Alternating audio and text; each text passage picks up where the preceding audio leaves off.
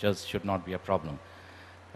While they may be stable as far as higher temperatures are concerned for a certain period of time, but one should understand that liquid vaccines, if they go below sub-zero temperatures, then they start deteriorating, they start breaking up, and that's where reactions could occur, and that's a dangerous arena that one gets into.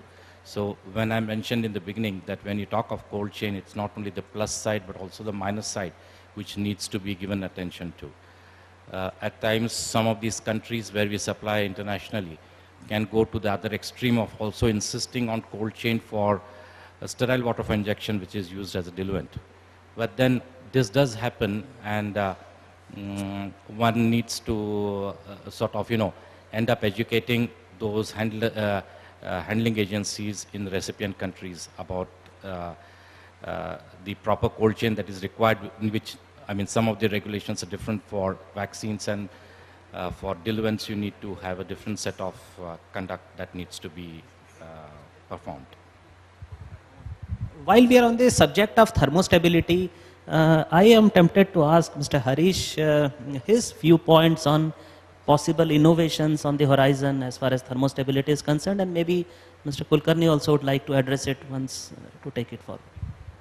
Well, I think that after having joined Shanta, I've been thinking about what we could innovate on. I mean, I think, so just stepping back for 1 minute, right? Why is it that there is VVMs on vaccine vials?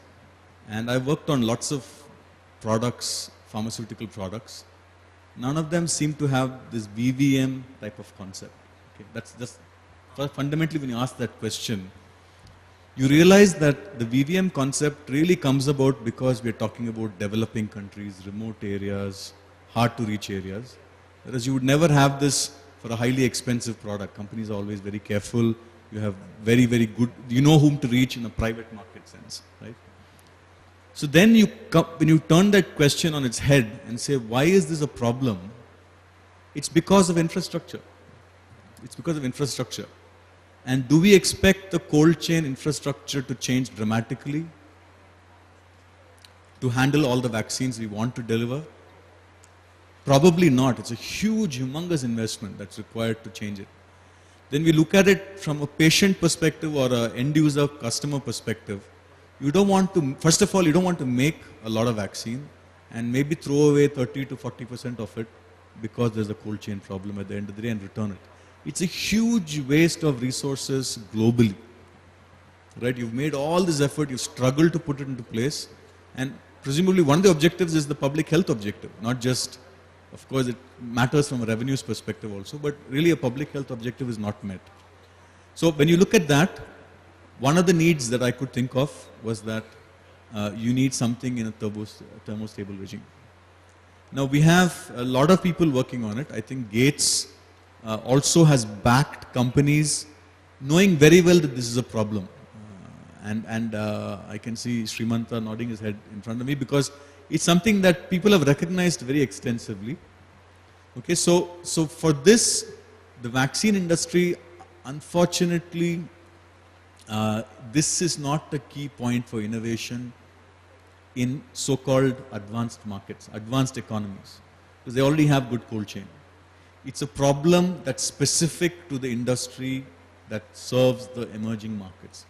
That's my view at least. If you had to supply in Europe, of course, if I talk to my regulatory colleagues in France, they say, no, by the way, it's a problem even there. Sometimes it goes out of chain.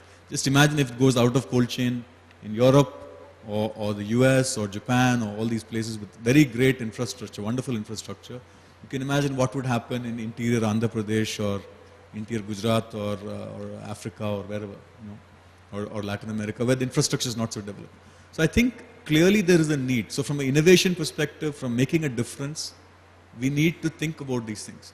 So here is the next question, right? So how do you think about this?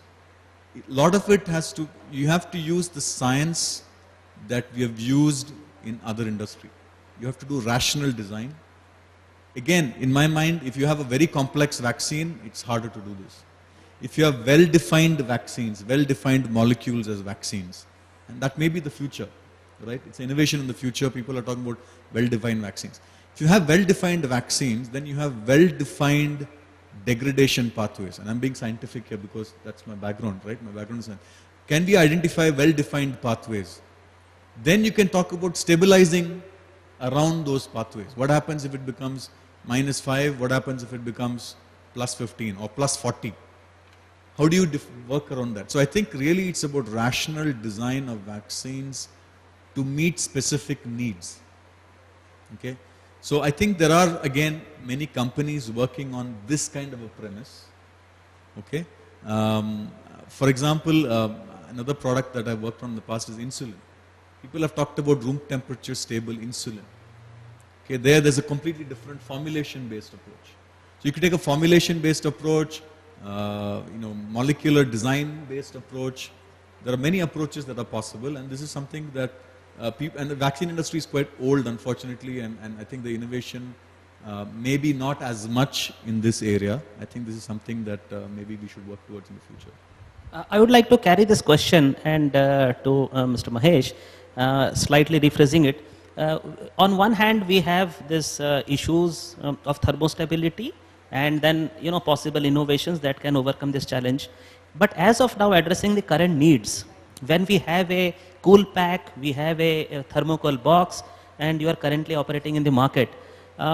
Is there any standardization of these cool packs? Are there any way to validate whether they would integrate, maintain the cold chain integrity for 72 hours or possibly 96 hours and so on and so forth? Any insights into that?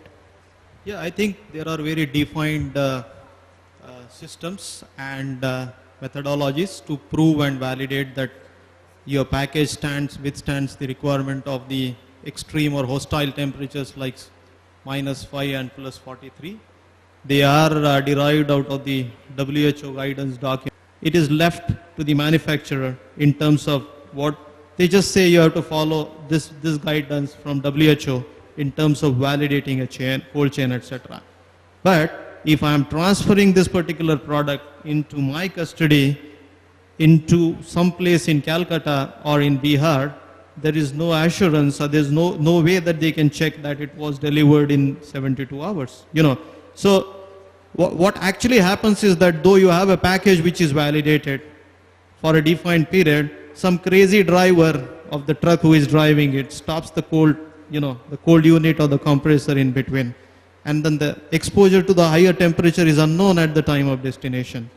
What they probably are just receiving is the physical quantity of this. Then this gets further aggravated, like Harish very clearly said. I think that's a very important point, is infrastructure. First is education, the second is infrastructure. At least, I can tell you I have an experience of 20 different very remote destinations in India, in different states. When we investigated the matter, all these places do not get power for 12 hours a day, So where is the backup system? They have no funds to equip this with the UPS, with the generators, etc.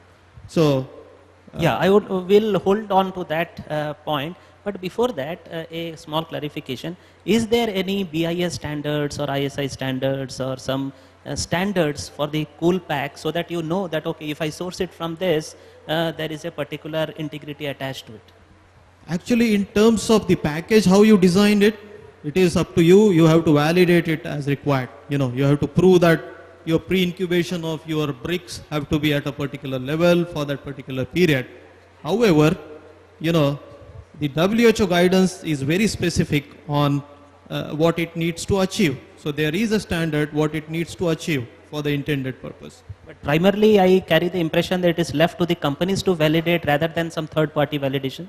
Yeah, I think the most important part here is that you have to achieve the safety of the product for that particular period. And obviously you have very few options with you that you need to kind of design a package through. And most of us actually follow more or less the same type of structure in terms of packing the vial. It's not very different, for packing of the vaccine. I'll hold on to that point and again revisit the electricity and the ILR issue. But before that, I have a question to Dr. Dodwadkar. Since you have been probably using VVMs for your international shipments, do you feel that making VVM, of course, partly it was answered by Mahesh saying that it's not mandatory that it will increase the cold chain integrity.